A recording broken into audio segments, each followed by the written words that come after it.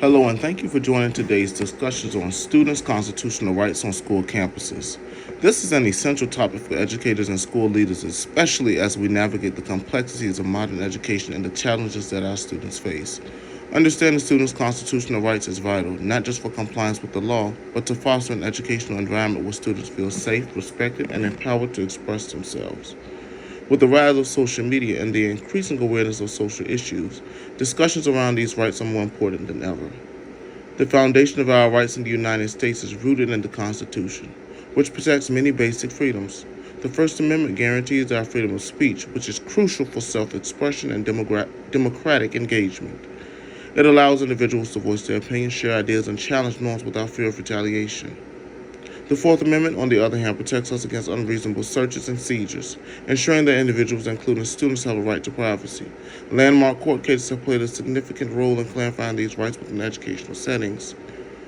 One such case is Tinker v. Des Moines Independent Community School District, decided in 1969. In this case, students wore black armbands to protest the Vietnam War. The school officials attempted to suspend them, arguing that their actions could disrupt the educational process. However, the Supreme Court ruled that students do not lose their constitutional rights at the schoolhouse gate. The court emphasized that students are entitled to express themselves as long as it does not substantially disrupt educational activities. This landmark ruling set a precedent that continues to influence students' rights today. Another significant case is Snyder v. Phelps, which further established the importance of protecting even controversial speech. This case involved the protest by members of the Westboro Baptist Church at a military funeral, where they displayed signs with offensive messages. The Supreme Court ruled that the protesters were exercising their First Amendment rights, reinforcing the principle that free speech must be protected, even when it is unpopular or offensive. The court stated that allowing the government to restrict speech based on its content would undermine the very fabric of a free society. Now let's consider how the type of school setting can influence students' rights. Public schools, as a government entity, must adhere to constitutional protections strictly. This means they cannot impose rules that infringe upon students' rights to free speech or assembly. Charter schools, while publicly funded, may have more flexibility in their policies, but they still must follow certain regulations. Private schools, on the other hand, can establish their own codes of conduct and may not be bound by the same First Amendment restrictions as public schools. This can lead to significant variation in how students experience their rights across different educational environments. For example, a private school may enforce a dress code that prohibits students from wearing certain types of clothing, while public schools may ensure that such policies do not violate students' rights. Similarly, with the rise of virtual learning, especially during the COVID-19 pandemic, we are confronted with new challenges regarding students' rights. How do we protect students in a digital environment? This issue raises questions about privacy, surveillance, and the extent to which schools can monitor student activity online. Now let's delve into a current issue that has garnered significant attention: freedom of speech on social media. Social media platforms like Twitter, Instagram, and TikTok have become vital spaces for students to express their opinions and connect with peers. Advocates argue that students should have the right to express themselves freely online. They emphasize that social media is a crucial platform for modern communication, allowing students to engage in discussions about social media policies and personal experiences.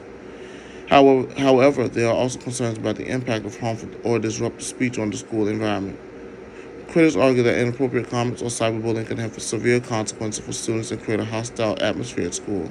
As educators, we have the responsibility to address these issues while also upholding students' rights.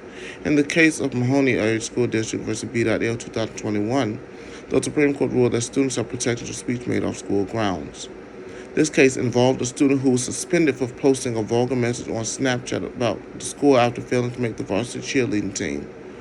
This court emphasized that schools cannot regulate student speech that occurs off campus unless it poses a substantial disruption to the educational environment. This ruling highlighted the need for educators to navigate the complexity of student expression in the age of social media carefully. Conversely, Morse v. Frederick addressed limits on student speech when it contradicts school values. In this case, a student displayed a banner reading "Bong Hits for Jesus" at a school-sponsored event. The Supreme Court ruled that the school could restrict student speech at such events if it promotes illegal drug use. This ruling emphasized the need for schools to maintain a safe and respectful environment. For those interested in a deeper exploration, I recommend reviewing the American Civil Liberties Union Guide on the Students' Rights. As an educational leader, I strongly support the right of students to express themselves freely. However, it's crucial that we establish clear guidelines to ensure that this freedom does not compromise the safety and respect of our school communities. Balancing rights with responsibilities is essential for fostering a positive school culture. We must teach students about their rights and responsibilities, facilitating discussions about the importance of respect for discourse and the impact of their words on others. In conclusion, understanding students' constitutional rights is vital for educators and leaders alike. We must remain vigilant in upholding these rights while also ensuring that our schools are safe and respectful environments for all students. I encourage everyone to stay informed and engage in discussion about how we can support our students while upholding their rights in a safe and respectful environment. Thank you for listening today, and I hope this discussion has provided valuable insight into the complex landscape of students' constitutional rights in schools.